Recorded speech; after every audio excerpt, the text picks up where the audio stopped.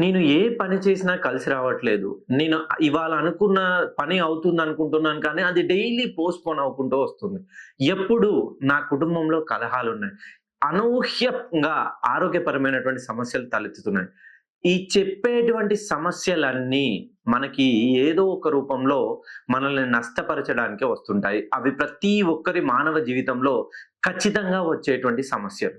So, ఈ సమస్యలన్నీ జనవరి 10న కుంభం నుండి మీనంలోకి శని వెళ్తున్నాడు.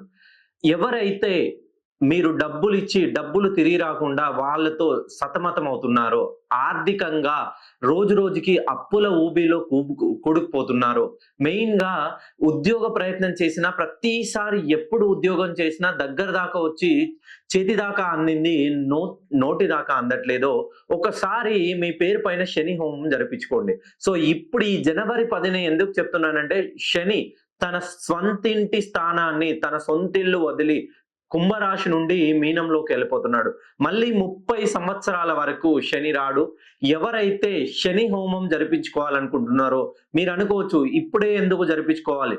శని తన సొంతింట్లో ఉన్నప్పుడే ఎవరికైతే అన్ని కోరికలని తీర్చడానికి, కార్యసిద్ధికి తన అనుగ్రహాన్ని అందిస్తాడు. జనవరి 10న జరిపించే శని హోమానికి మీ పేరు, గోత్రనామాలు పంపిస్తే, మీ పేరు పైన ముగ్గురు వేద పండితుల సమక్షంలో చతుర్ముఖ దిగ్బంధనం చేసి, నేను యాగ ప్రసాదాన్ని మరియు మీ పేరు పైన హోమం జరిపించిన వీడియోను మీకు అందజేస్తాను.